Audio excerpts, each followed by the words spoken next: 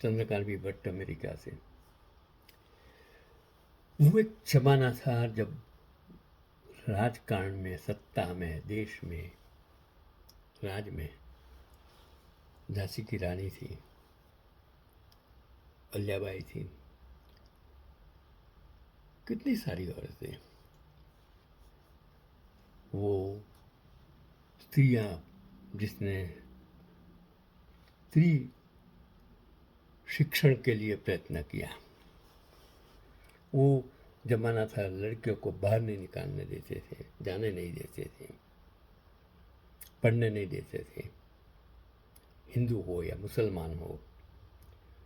तब एक औरत, मैंने आज का पैगाम यही है कि एक औरत, एक लड़की, हमीदा बानो, वो भारत की पहली महिला पहलवान जिसने इतिहास रच दिया।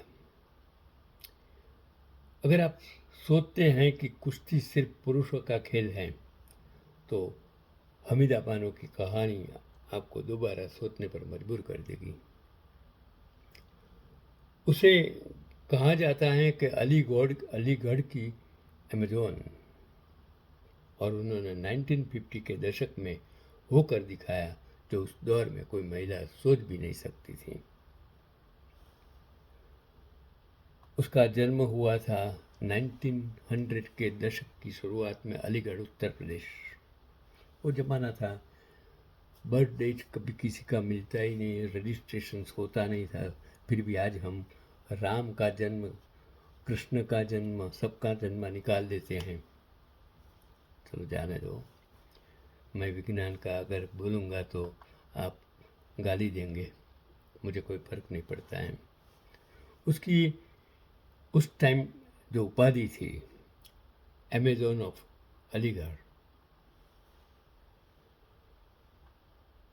और वो भारत की पहली पेशेवर महिला पहलवान थी।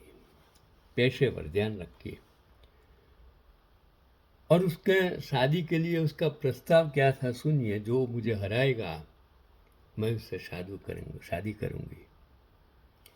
चैलेंज एक औरत की, जो मुझे हराएगा उससे मैं शादी करूंगी। जैसे वो मतली जो धनुष बाण से मछली की आंख का वध करेगा, वो शादी करेगा। वो भी एक ज़माना था। और ये चुनौती उन्होंने 1954 में दी थी, आज़ादी के बाद शुरुआत में, एक मुस्लिम महिला ने। और उसकी उपलब्धियां तो देखो, 300 मुकाबले जीते, 300, जिनमें कई पुरुष पहलवान भी शामिल थे। बाबा पहलवान को 1954 में मात्र 1 मिनट 34 सेकंड में हराया। उस जमाने का जो पहचान वाला जाना माना बाबा पहलवान। और इसके बाद उन्होंने रिटायरमेंट ले लिया। वो इंसान ने उसको हराया, तुरंत रिटायरमेंट। अंतर्राष्ट्रीय स्तर पर भी मुकाबले की एक रूसी महिला पहलवान को 2 मिनट से कम समय में उसको हरा दिया। और सोचिए उस जमाने में जो मीडिया था, वो प्रिंट मीडिया था, अखबार थे। आज का तो मीडिया आप सोच नहीं सकते। Positive and negative, two sides, अच्छा भी है और सबसे बुरा भी है। और सबसे बुरा ये है कि राजकारण में इन बंदों ने, इन गधों ने आकर राजकारण को भ्रष्ट कर दिया है, बेईमान कर दिया है, गद्दार कर दिया है, बिका हुआ कर दिया है। जाने दो। तो उनकी जो डाइट और ट्रेनिंग उस समय के अखबारों में छपती थी, और वो रोजाना घंटों अभ्यास करती थी और ताकतवर शरीर के लिए खास खान पान अपनाती थी। और उसका जीवन तो देखो, वो बाद में महाराष्ट्र के कल्याण में उसने जीवन बिताया। दूध बेचना, स्नैक्स बनाना और किराए पर मकान देना, यही उसके जीवन यापन के साधन थे। और उसकी विरासत और प्रेरणा भी समझने की ज़रूरत है कि हमीदा बानो सिर्फ एक पहलवान नहीं थी, वो एक क्रांति थी। उन्होंने समाज की रूढ़ियों को चुनौती दी और दिखाया कि हिम्मत, मेहनत और जुनून से कोई भी सीमा पार की जा सकती है।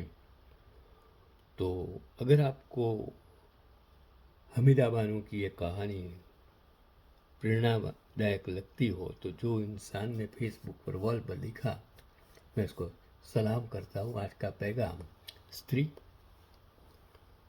स्त्री ताकतवर होती है, आपको पैदा करती हैं। इतनी ताकतवर आप पैदा किसी को नहीं कर सकते हैं। इसलिए वो 9 महीने आपको पेट में रख सकती हैं, आप नहीं रख सकते हो। और बाद में उसको जिंदगी भर पालन पोषण भी कर सकती हैं। वो स्त्री हैं, वो माता हैं। और आपके माँ बाप भगवान से ऊपर हैं, उनकी पूजा करिए, उसकी सेवा करिए। बाकी मंदिर मस्जिद करेंगे, संसद में बैठकर बातें करेंगे, विधानसभा में बातें करेंगे, उससे देश चलने वाला नहीं है। अगर आपने स्त्रियों का, माताओं का, बहनों का सम्मान नहीं किया, मंदिरों में कितनी सारी देवियां बैठी हैं, वो देवियों की बजाय आपके घर में जो देवी है, आपकी पत्नी है, आपकी बहन है, आपकी माँ है, उनसे पूजा कीजिए, उनको सलामत रखिए। यही आज का पैगाम चंद्रकांत भट्ट अमेरिका से।